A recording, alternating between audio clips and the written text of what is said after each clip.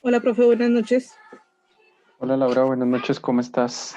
¿Cómo te ha Bien, ido? profe. Bueno, Bueno, bien, profe. Laura. Laura, te iba a hacer una preguntita. ¿Tú has sabido lo de Michael? No, profe, nada. Él en Ya, las otras materias con las que yo estoy ya se retiró. formalmente. Sí, sí, señor. Ok. Bueno, Laura, entonces, bueno, continuamos los dos. Listo, Laura, ¿cómo te fue con la tarea? Pues, profe, yo la hice, pues no sé, Listo, como entonces, que la eh, reí. ¿tienes para compartir ahí? Sí. Sí, profe, dame un momento y ya la abro el documento y lo comparto.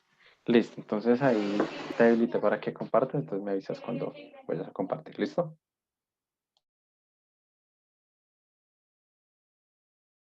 Bueno, antes de Laura, ¿llenaste asistencia, porfa? No, señor. Listo, entonces no se te olvide. Sí, señor. Ya un momento.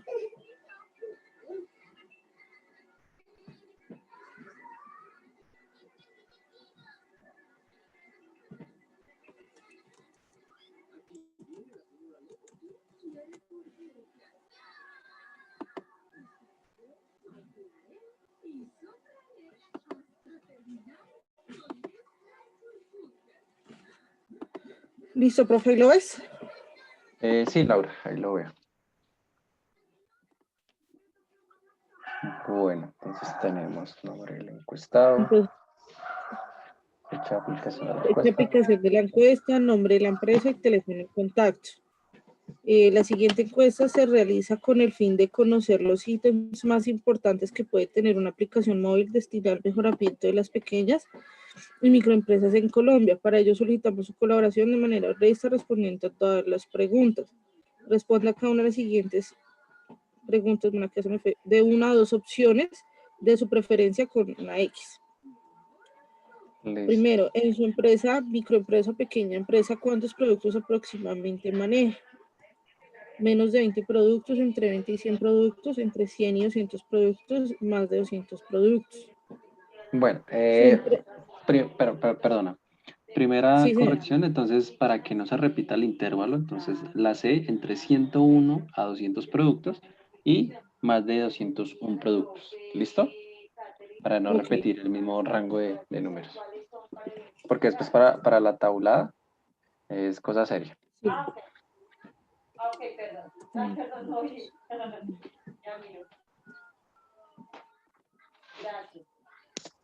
Sí. Ok, Como bien. empresa, microempresa, pequeña empresa, ¿a qué sector corresponde? Listo. Bueno, primera sugerencia. Esa primera pregunta, esa segunda pregunta que es abierta debería ir de primeras, entonces le puedes cambiar ahí el orden. ¿Listo? Entonces, déjalo así, después lo cambias, tranquila. Bueno, dale, entonces. Bueno, pues ya. Listo. Tercero, mencione los 5 productos que crea más importante su empresa, microempresa o pequeña empresa. Listo.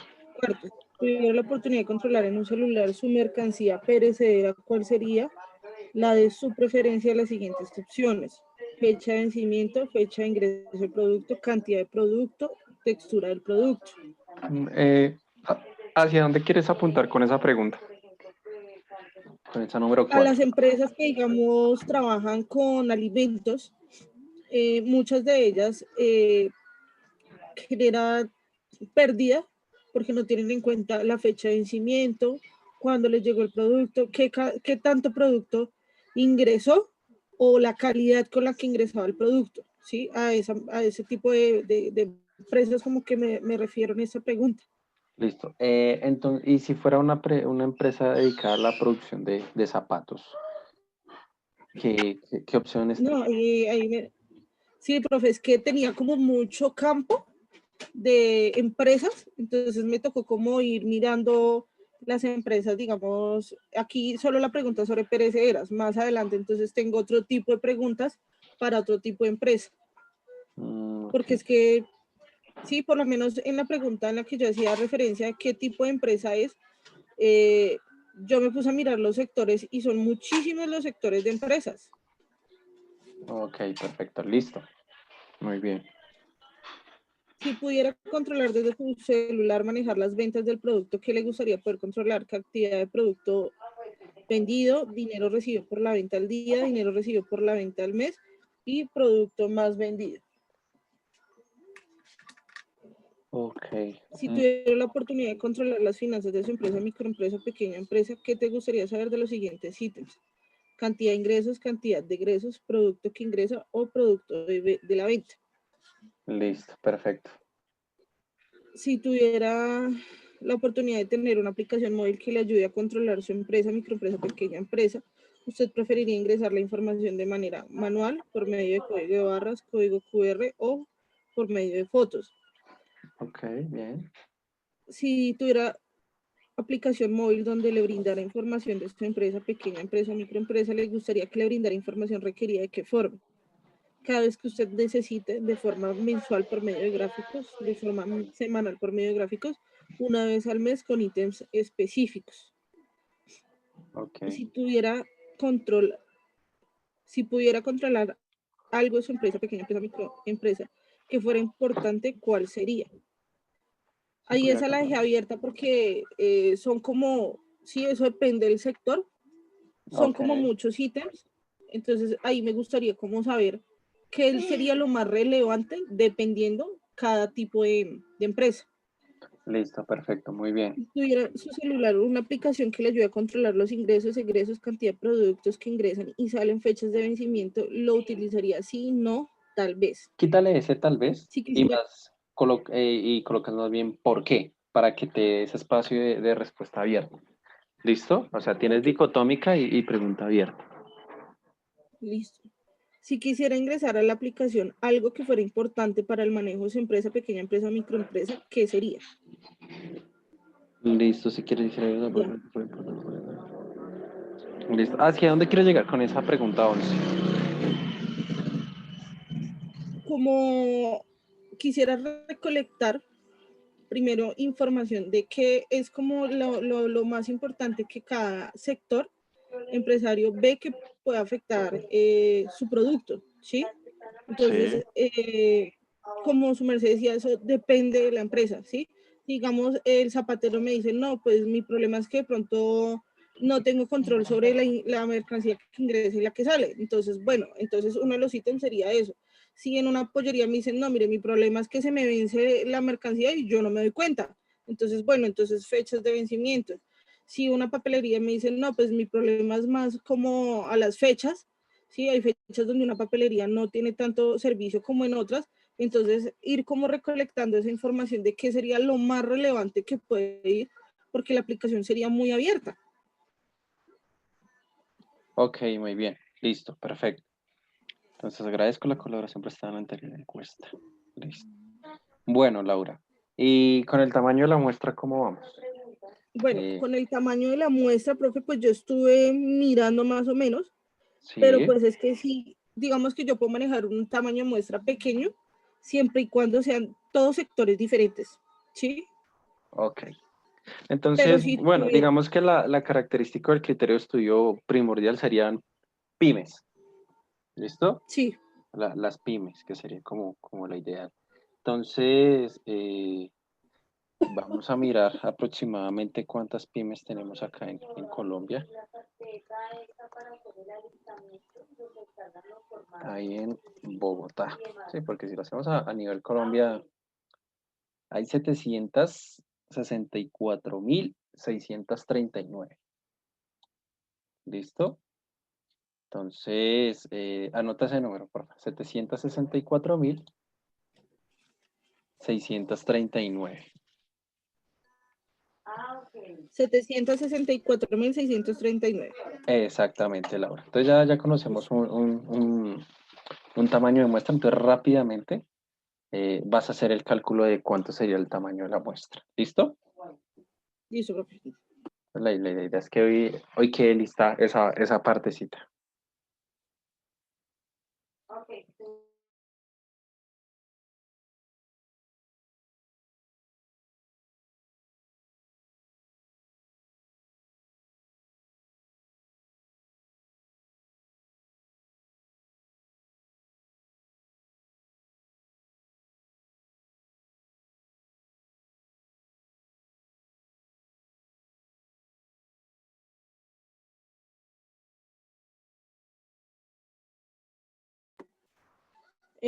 Profe, una pregunta. Ahí manejaría probabilidad de éxito y de fracaso el 0.5, ¿cierto? Exacto, sí, porque como es algo nuevo, pero relativamente nuevo, Sí. o te vas a basar en algún estudio, ¿cierto que no? No, profe. Listo, entonces 0.5 y 0.5. Listo, Y profe. maneja un nivel de confianza del 95%. Un Listo, profe. margen de error de por ahí del 3 o el 5, por mucho 6. Listo, sí, señor. Ya lo hago.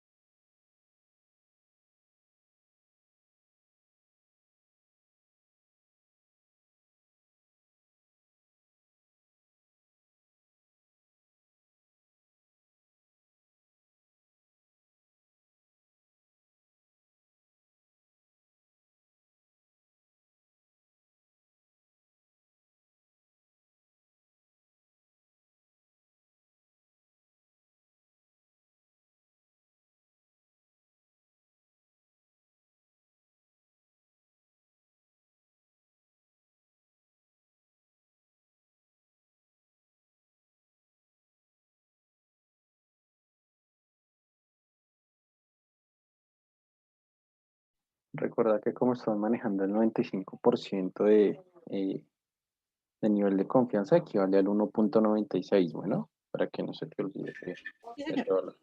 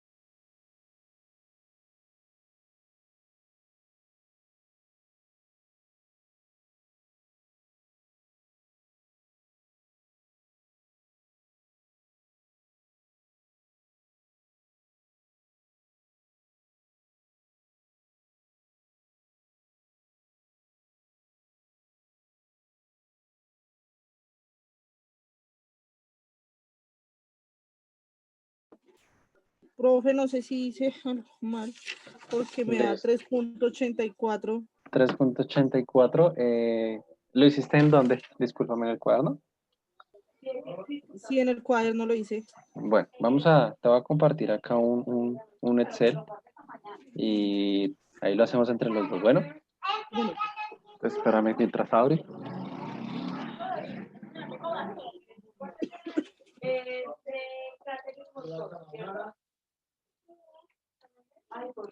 Listo, acá. Bueno. Entonces, vamos a tomar la población. ¿Cuál es el valor de la población? 764.000. ¿Me recuerdas el valor, por favor? Que se me olvidó. De la población.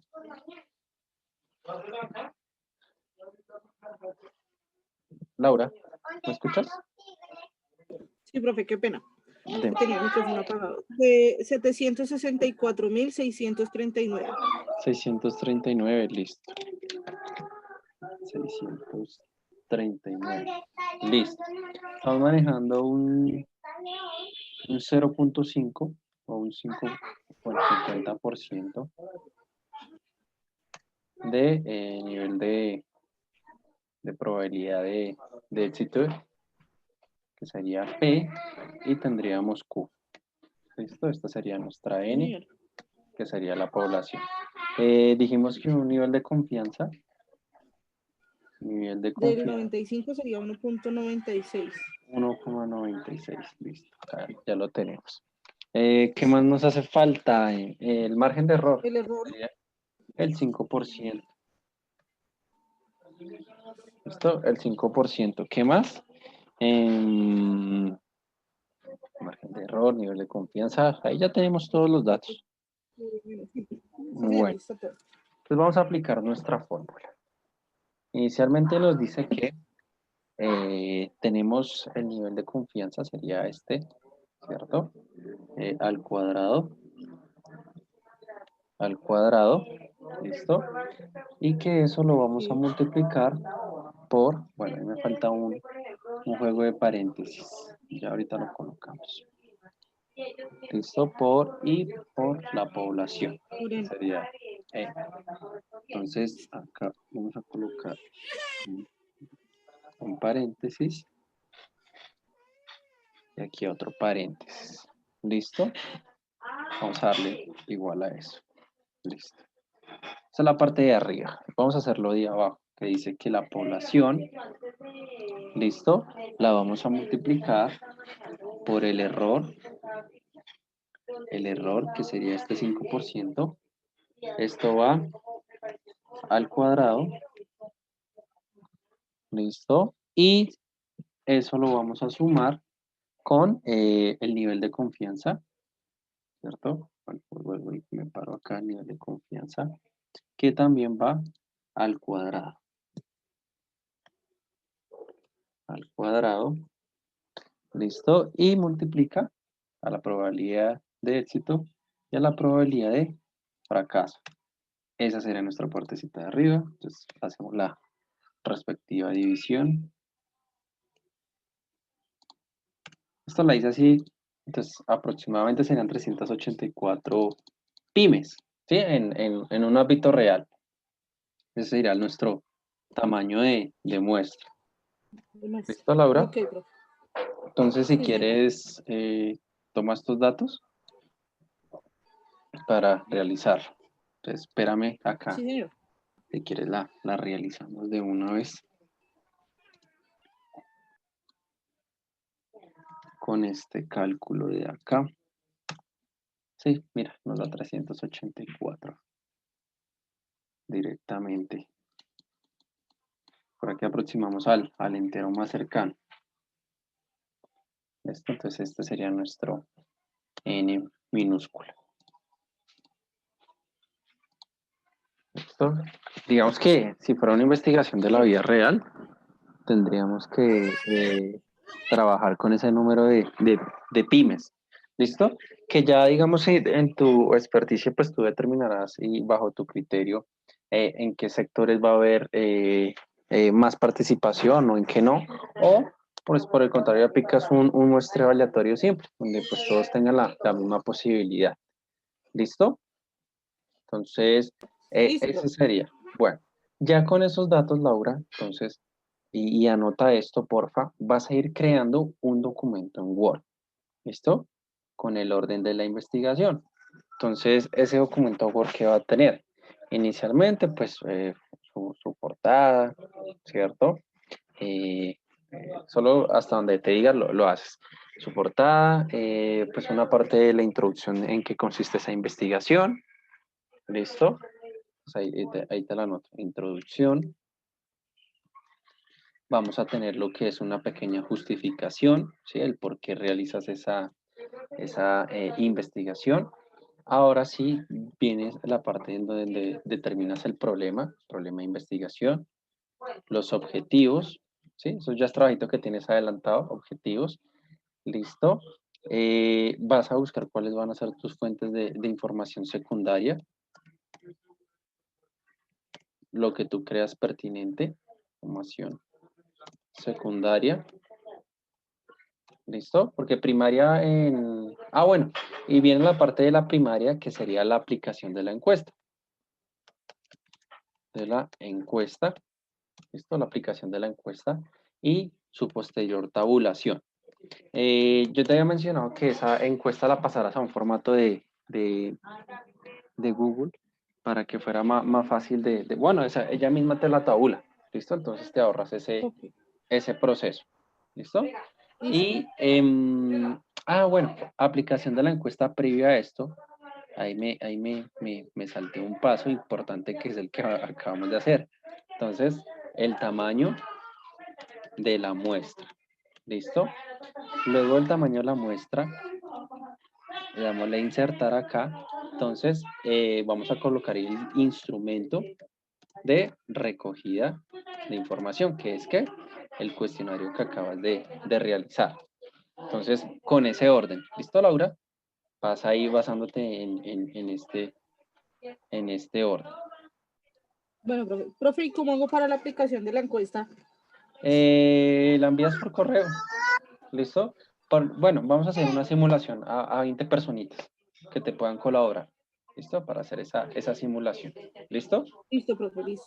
Sí, si en lo posible son personas relacionadas con el medio, perfecto. Te, agradecería mucho porque pues, le estaríamos dando una aplicación real. Bueno, Claro, sí, profe. Listo, entonces, bueno, listo. para que vayas adelantando esto en un documento Word. Esto que está acá va a ir en un documento Word. ¿Listo? Bueno, sobra decir que en este tamaño de la muestra tienes que hacer, pues, obviamente una justificación del por qué se toma ese total, en qué consiste, ¿sí? Aquí ya tienes los datos, ¿listo? Entonces tú podrías decir, son estadísticas hechas por el Distrito Nacional, en la cual, pues, se determina que en la ciudad de Bogotá, en promedio hay 764.639 pymes, ¿listo? Entonces ahí haces como esa justificación. ¿Listo? La hora del tamaño de la muestra. Vamos a hacer algo bien técnico, bien chévere, que eso va a ser como una evidencia que nosotros vamos a dejar en coordinación. ¿Listo? Hasta ahí. Porque más adelante pues iremos viendo ese proceso de análisis. Bueno, ¿tienes dudas, inquietudes? No, profe, solo era lo de la aplicación de la encuesta, pero ya Listo, terminé. Laura. Entonces el día que me vayas a justificar, ¿listo? No me vas a poner a leer todo este trabajo en una sola sesión, sino me haces una pequeña presentación en PowerPoint, ¿sí? Que sería en la fecha del parcial. Nosotros ya dimos fecha, ¿no? No, profe, aún no. Bueno, entonces, este lunes que viene es festivo, ¿cierto? Sí, Entonces señor. sería de hoy en 8 te doy la fecha de parcial. ¿Te Listo. parece? Sí, señor. Entonces, ya nos queda poquito, Laura, ya. Tratar de aprovechar el tiempo y ya descansas de este humilde servidor. No, profe. Antes, muchas ¿Listo? gracias. He aprendido bastante. Bueno, esa es la idea, Laura.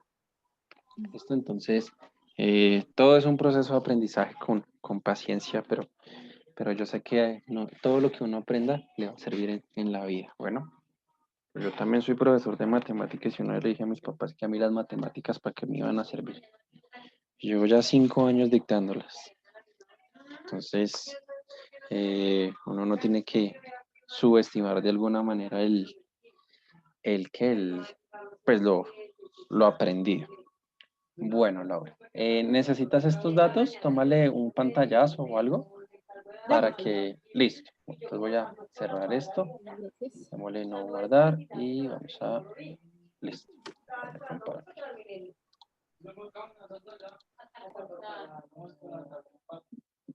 Bueno, Laura. Listo. Entonces, la clase pasada hablamos del trabajo de campo, ¿cierto? ¿Me recuerda si hablamos, porfa, de el control que se debe hacer?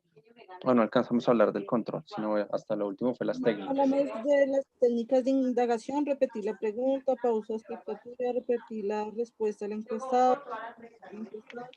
preguntas, solicitar una clarificación y ya, profe, hasta ahí llegamos.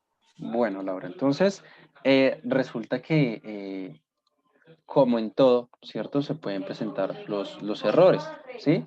Digamos que los errores más comunes dentro de la investigación de mercados y cualquier otra investigación, en primer lugar, son estos errores asociados con las respuestas. ¿Listo? Entonces, esos errores en relación a las respuestas, pues hacen referencia pues al registro de las mismas. ¿No? Cuando nosotros aplicamos muchas preguntas abiertas, normalmente se le pide al entrevistador o a la persona a cargo que por favor anote tal y como el encuestado, perdón, eh, habla, ¿cierto? Con la finalidad de que no nos quede ningún elemento por fuera dentro de esa respuesta. ¿Listo? Entonces, obviamente debe ser muy imparcial porque no va a anotar algo que no sea relevante, ¿sí? O que esté relacionado con esa pregunta o con ese estímulo el cual se esté presentando. ¿Listo?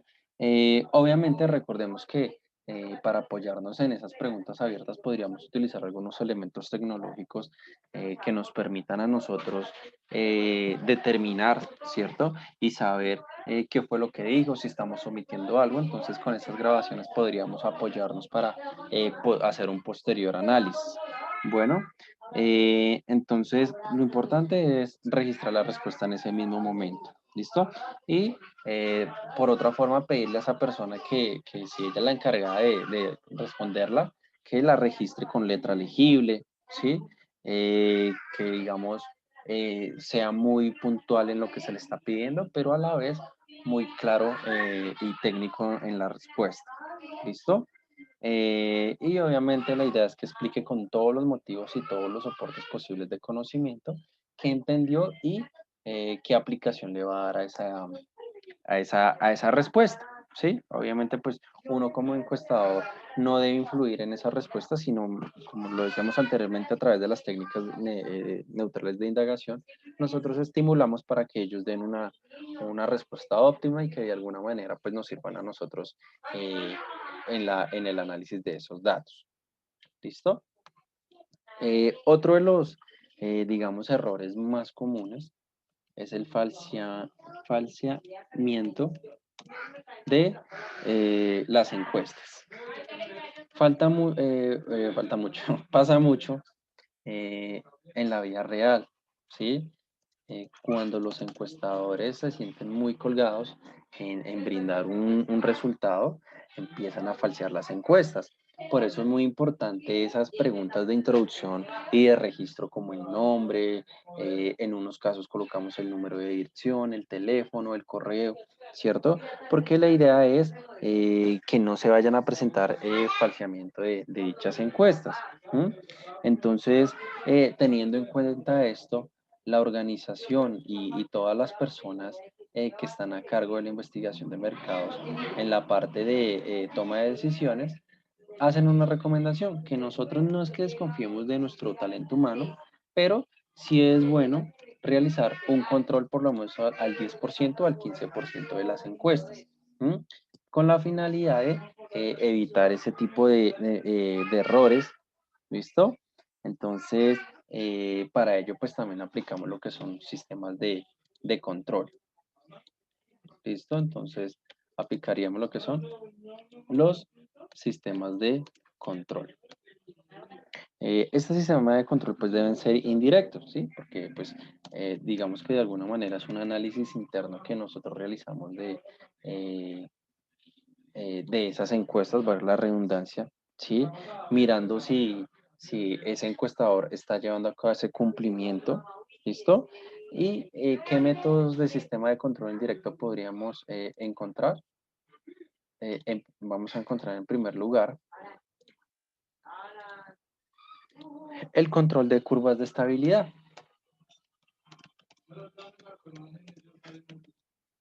Estabilidad. ¿Listo? El control de curvas de estabilidad, pues, digamos que se establece a través de la tabulación de los cuestionarios, ¿no? Obviamente, la tabulación, pues, está a cargo de los entrevistadores, ¿sí?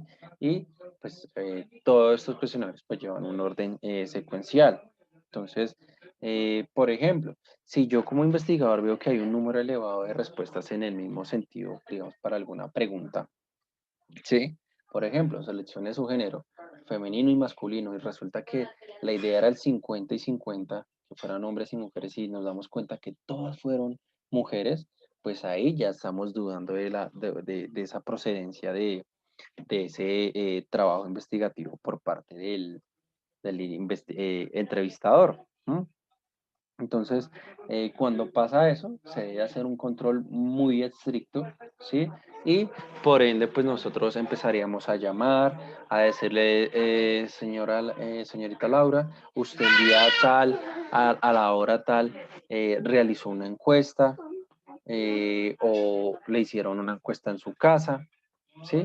Y si tú me dices, no, pues yo sí tenía programada una encuesta, pero realmente no me quedó tiempo para hacerla, yo ya sé que fue falseamiento de esa encuesta.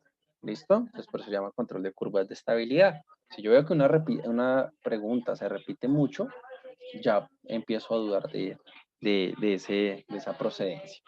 Otro tipo de control es ese control en la consistencia de preguntas. ¿Listo? El control en la consistencia de preguntas.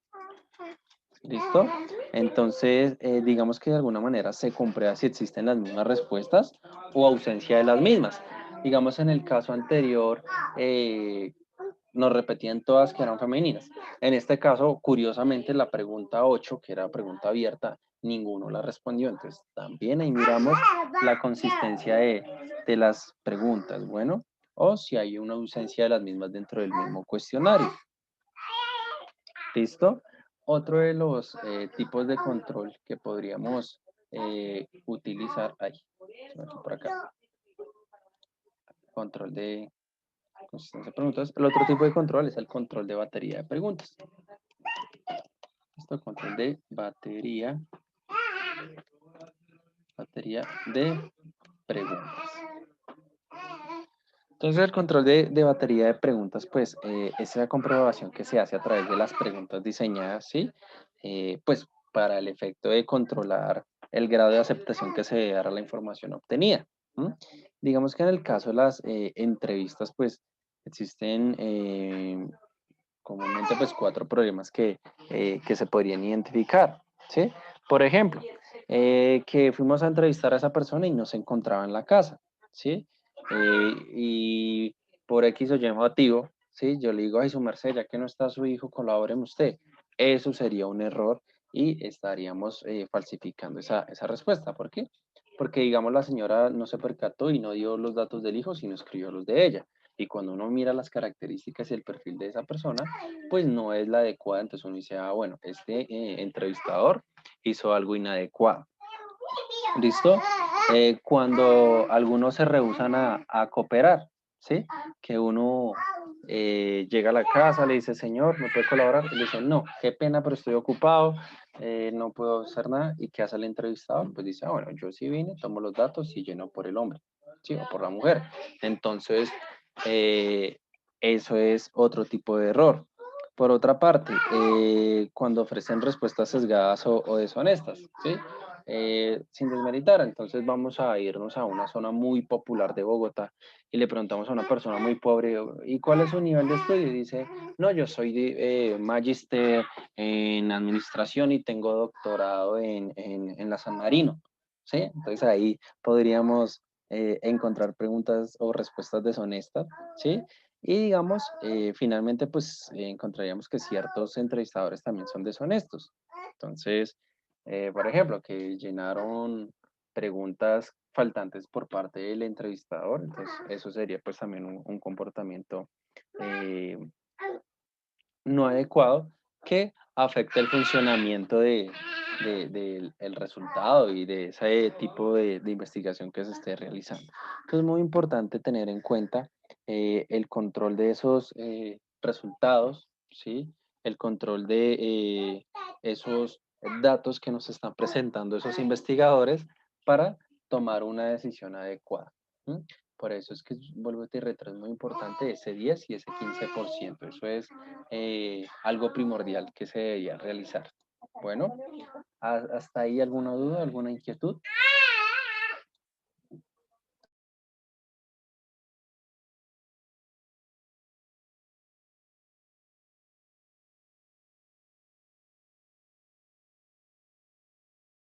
Bueno, teniendo en cuenta esto, pues siempre nos dicen que dentro de la investigación de mercados, pues vamos a encontrar dos tipos de errores. ¿Listo?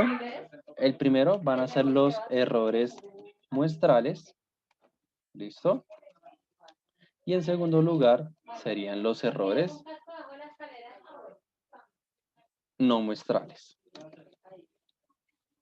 Digamos que los errores muestrales están asociados a la parte técnica y estadística, ¿cierto? Por ejemplo, un error muestral es que teníamos que investigar a 390 empresas y nuestro tamaño de muestra por X o Y motivo lo hicimos mal.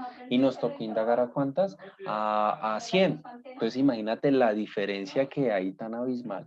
Entonces eso sería un error muestral. Al momento de presentarse un error muestral, lo único que uno hace y con el dolor del alma es repetir todo ese proceso estadístico. Resulta que eso es algo muy costoso, ¿cierto? Y pues digamos que de alguna manera cambiaría como el sentido que se le dio a esa investigación. Entonces repetir, digamos, esa parte muestral siempre sale pues demasiado costoso. ¿Listo? En cuanto a los errores no muestrales, pues son todos aquellos que se pueden presentar, por ejemplo, como lo que son los errores humanos, cuando las personas no dieron una cooperación, pues digamos, de alguna manera efectiva, ¿sí? Cuando desafortunadamente nuestro investigador no fue 100% honesto, cuando, por ejemplo, el investigador refundió cierto número de encuestas, ¿sí? Entonces, ahí aplicamos ese tipo de error no muestral. ¿M? Al final, ¿qué se hace? Pues uno dice, ah, bueno, puedo aplicar una ecuación matemática, ¿cierto? Entonces yo digo, el error muestral por el error no muestral va a ser igual al error total. ¿Listo? Entonces, que un error total margine entre el 5 y el 6% es normal. Inclusive que llegue hasta el 7 o el 10% podría ser normal. Pero ya que empiece a verse algo pues ya muy, muy exagerado, pues ya uno coloca en duda esa investigación, ¿no? Entonces, ese error muestral debe ser por lo menos, por mucho, el 7 o el 10%. Bueno, con eso pues ya miraríamos el nivel de confianza que maneja esa investigación. Aunque recordemos que el error el margen de confianza, el nivel de confianza y el margen de error pues no tienen proporcionalidad. Es decir, digamos, yo podría utilizar el 90% de nivel de confianza y el 8 o 6% de margen de error. ¿Sí? Todo depende pues digamos de alguna manera del criterio que el investigador o los investigadores a cargo de la investigación de mercados pues estén llevando a cabo. ¿Listo? Entonces, como una conclusión ya de ese trabajo de campo es que ese trabajo de campo hace alusión a esa obtención efectiva de los datos, ¿sí?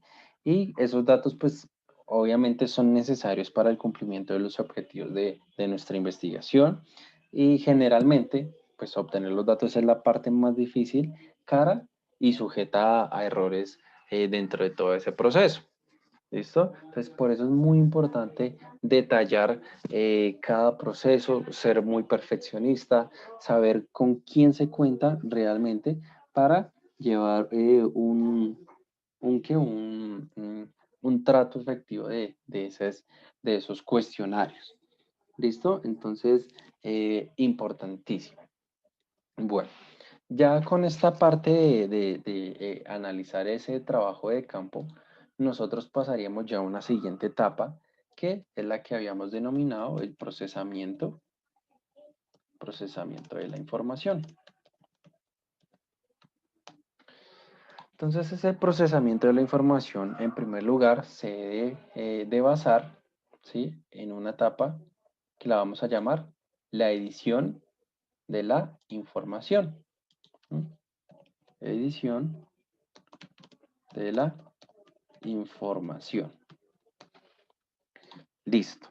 Entonces, la edición pues involucra la revisión de los formatos, ¿sí?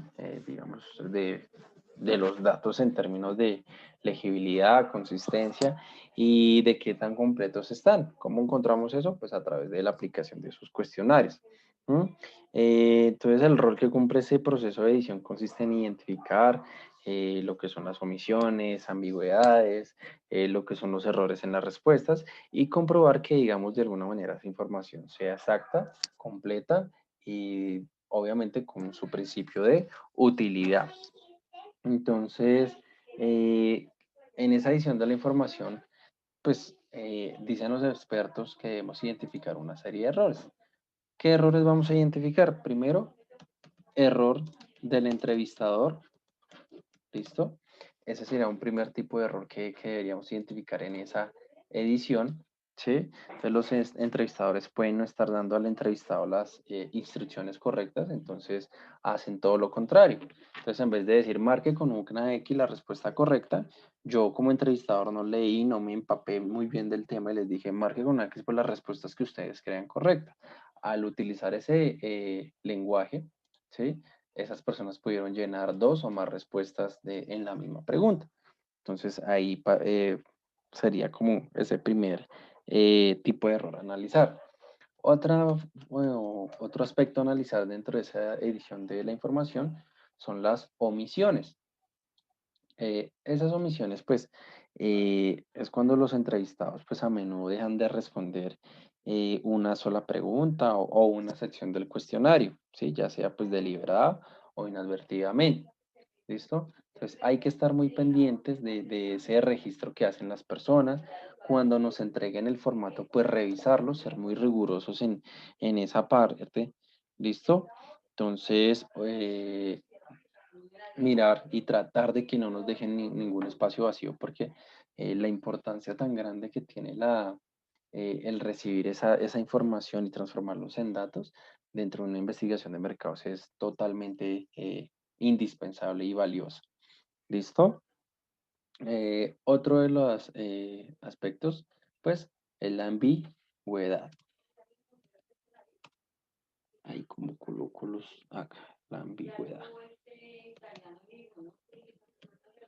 ¿Listo?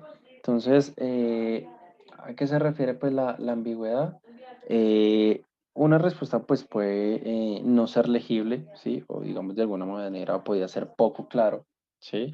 Eh, por ejemplo, cuando marque con una X los recuadros correspondientes, y la persona como no sabía, digamos, le dimos un formato tipo ICFES, empezó a llenar ahí a lo loco, y no entendió, digamos, ese formato. Eso es ambigüedad. O por ejemplo, que entendió una pregunta de una manera que no era la correcta, ¿sí? Entonces, ¿por qué? Porque tal vez el enunciado estaba ambiguo. Es decir, que nosotros fallamos en esa partecita, por ejemplo, de la revisión, de la validación, ¿sí? Tanto de contenido, tanto de criterio, ¿sí? Como de otros factores importantes dentro de esa construcción del cuestionario. Otro, pues, factor a analizar son las inconsistencias.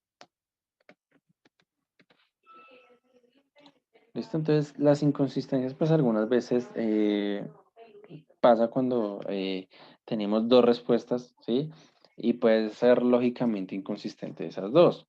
Por ejemplo, digamos, un entrevistado que sea un abogado puede haber marcado, por ejemplo, un cuadrito que indique que él o ella no terminó la preparatoria.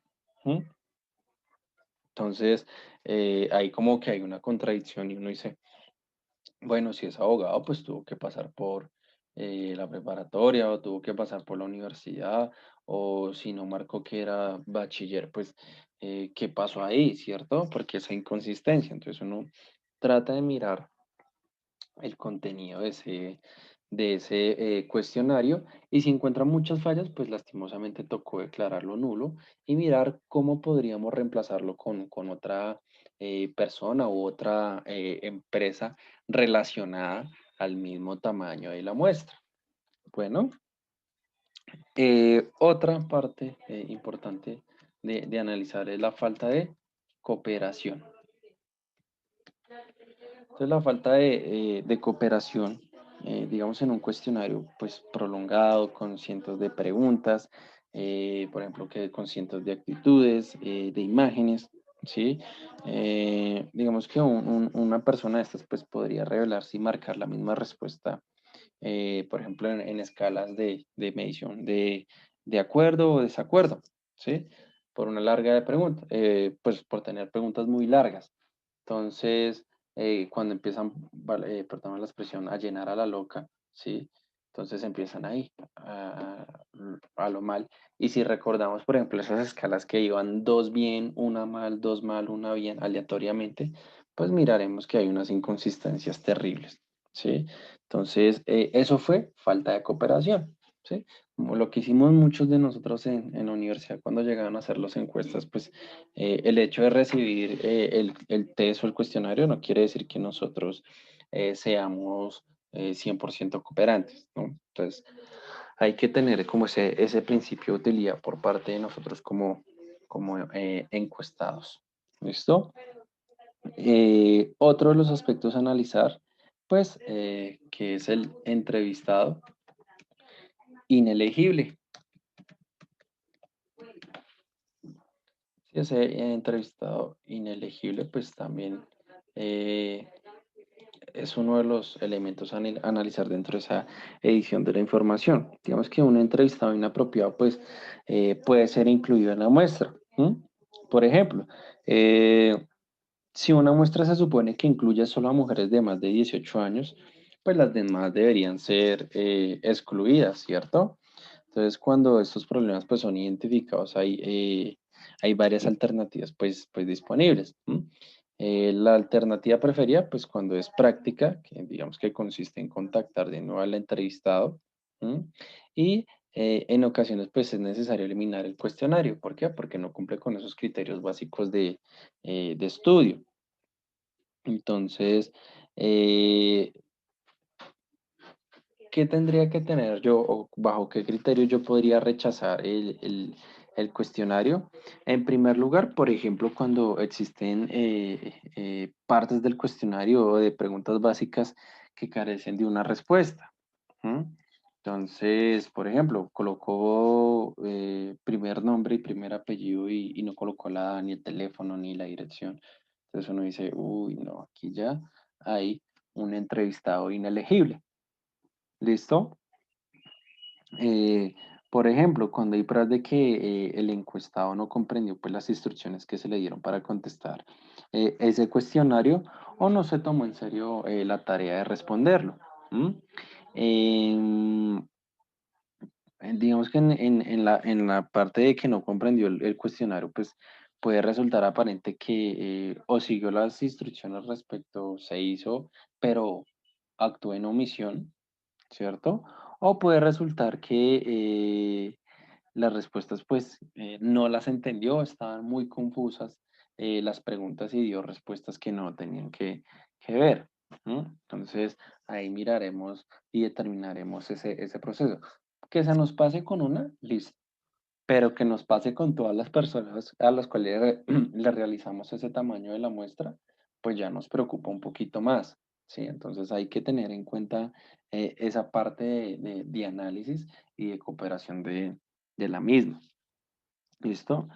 Otra de las formas para crear o generar nulo un cuestionario, sí, por ejemplo, es que el cuestionario pues recibido no está completo o le faltan una o más páginas. Entonces, por ejemplo, los cuestionarios autoadministrados, recuerdas, nosotros enviamos una carta que tienen que entregarlo tal día, en el mismo sobre que se lo enviamos, etcétera. ¿Mm? Y resulta que eran 3 páginas de cuestionario y nos entregaron una, la segunda llena de sopa y la tercera rayada puede ser el bebé, ¿sí? Entonces uno dice, no, pero ¿qué pasó acá? Esto no podría presentarse ante un comité técnico. Entonces, lastimosamente, pues nos toca declarar nulo ese test o ese cuestionario. ¿Listo? Por ejemplo, otra de las causales para eliminar un cuestionario de nuestra eh, edición de la información es cuando el cuestionario pues, ha sido cubierto por alguien que no debería ser. El ejemplo de la mamita que muy amablemente se ofreció a llenar el cuestionario por su hijo o su hija, ¿sí? Entonces, no sería correcto tomar en cuenta esa información porque esta persona no cumple con los criterios que nosotros establecimos para determinar nuestro tamaño de muestra, para determinar nuestras personas o público objetivo, nuestro target, ¿sí? Entonces, ahí lastimosamente sería nula esa información. Y, por ejemplo, pasa que en unos casos que el cuestionario pues ha sido contestado correctamente, pero devuelto después de la fecha que establece, ¿sí? Entonces, en los encuestas autoadministradas pues la fecha de plazo última de entrega era el 10 de agosto y nos la entregó el 24 de abril del siguiente año, pues ya eso no sirve, ¿sí? Ya nosotros ya hemos avanzado en ese espacio. Y digamos que todo este proceso de corrección se debe realizar en el campo o en la oficina central. Entonces, antes de pasar a ese análisis pues, más técnico de esos datos. Entonces, esas son las características que nosotros abarcamos dentro de la edición de la información. El concepto de la corrección en el campo, que es donde se debería hacer, lo voy a poner por acá. Entonces, corrección en el campo. Ese concepto de la corrección en el campo es la que se realiza cuando los entrevistadores pues hacen las pausas para completar las oraciones inconclusas, ¿sí? Cuando les pedimos que terminen esas abreviaturas o que nos redondeen esas ideas o que nos mencionen esos puntos importantes para la entrevista, pero pues que tal vez no se pudieron escribir durante ese proceso. Entonces, ejemplo, Laura aplica 20 encuestas y se da cuenta que en la pregunta 10, ejemplo, era abierta y le escribieron porque sí. Entonces Laura va a decir, uy, madre, yo no le puedo presentar esto a mi jefe. Entonces Laura llama a esa persona y le dice, ven, es que tú me dijiste por qué pasó esto, porque sí. Entonces esa persona dice, ay, qué pena contigo. No, porque sí, porque me parece muy importante, ¿sí? Entonces empiezas a llenar eso, ese formatico, por ejemplo, unas 8 horitas después de haber respondido a ese cuestionario, ¿sí? Entonces, si lo haces en el menor tiempo posible, pues muchísimo mejor, ¿sí? Porque ya después los encuestados se van a hacer negar, ¿sí? O no van a pasar el teléfono y pues sería perjudicial para nosotros. ¿Listo? Entonces, digamos que de alguna manera, debido a que en la medida en que pasa el tiempo, pues las cosas se van olvidando. Si nosotros dejamos pasar una semana, a esa persona decir, no, pero es que yo respondí todo, yo ya no le tengo que responder nada y cuelga. Entonces ahí nos dejó penando y preocupados por esa entrega. Eh, entonces, lo ideal, reitero, es que cuando se haya finalizado esa encuesta, uno haga esa pequeña revisión y le diga, oiga, señor, faltó esto, ayúdeme. Entonces, apliquemos las técnicas neutrales de indagación para llevar a cabo un proceso, pues, mejor. ¿Mm? Digamos que en cuanto a esa corrección de campo, ¿sí? O también podría ser corrección en la oficina central. En el campo o en la oficina central. Eh, aquí es igual. ¿Listo? Entonces, digamos que es la que se realiza o se hace después de realizada la corrección del campo. Digamos que consiste en que los formularios de los cuestionarios, ¿sí? O entrevistas se deben corregir en la oficina central. digamos que estos deben ofrecer como la mejor congruencia posible, ¿sí? Debido a la intervención de un solo corrector. Entonces, por ejemplo, esas preguntas que marcaron dos opciones, uno dice, ay, hijo de madre, pero se me pasó por alto decirle esto. Entonces, rápidamente llama a esa persona, mira, que tú marcaste dos, ¿cuál podría ser? Ah, no, que era la A. Ah, bueno, mil gracias. ¿Listo? Y ahí solucionamos eso en la oficina central, sin intervenir en esa respuesta o influir en esa respuesta. Esa es como la característica. Siempre hay que dejar al libre albedrío a esas personas que contesten y que nos den esa información que es valiosa, que es relevante para nosotros como investigadores. ¿Listo? Entonces, digamos, si la magnitud de las encuestas es tal pues, que es imposible la realización del trabajo, ¿sí? Por un solo corrector, pues hay que hacer una división del trabajo, ¿m? Pero de forma tal que cada corrector pues se ocupe digamos, de una determinada sección del cuestionario, ¿sí? Es decir, somos un grupo de 3 correctores, entonces los investigadores nos trajeron los cuestionarios y Laura va a tomar de la pregunta 1 a la 5, yo voy a tomar de la 5 a la 10 y el otro compañero de la 11 a la 20. ¿Sí? O 11 a la 16. Entonces, esa división del trabajo me ayuda a optimizar tiempo, me ayuda a optimizar esfuerzos y de alguna manera me ayuda a llevar a cabo ese proceso para que se analicen esos datos. ¿Listo? Entonces, ya empezaríamos a ver lo que es el proceso de codificación. Entonces, como tarea de investigación, Laura, para la siguiente clase, vas a encontrar o vas a buscar, perdón, qué es la codificación. ¿Listo? ¿Qué es la codificación? Y qué tipos de codificación existen, cómo los podríamos aplicar. ¿Listo? ¿Alguna duda, alguna inquietud? No, señor. Bueno, entonces recuerda, ¿qué es la codificación? Como estamos hablando de cuestionarios, pues lo relacionamos con los cuestionarios. ¿Y Sí, qué sí. tipos de procedimientos de codificación hay o qué tipos de codificación existen? Bueno, entonces esa sería como nuestra Listo, profe. tareita de investigación. Bueno, Laura, entonces te felicito por esa encuesta. Entonces vamos a pasarla a un formato de Google. ¿Listo? Cuando esté hecho, pues me envías el link, yo la reviso para revisar ortografía, todo, ¿listo? Y la enviamos pues a esas personas que tú creas que sería conveniente, ¿listo? Para tener una respuesta lo más pronto posible. Bueno, Listo, profe. Laura, entonces te deseo un excelente fin de semana, que te vaya muy bien, que descanses en este puente y nos vemos de hoy en 8. Listo, profe. Es- Igualmente. Muchas ¿Listo? gracias. Sí, a ti. Si no llenaste asistencia, porfa, llena asistencia para que Sí, sí, no señor. vayas a dejar Claro que vacía sí. esa. Gracias. ¿Listo? Bueno, Bueno, Laura. Mil chao, profe. gracias. Que pases muy buena noche.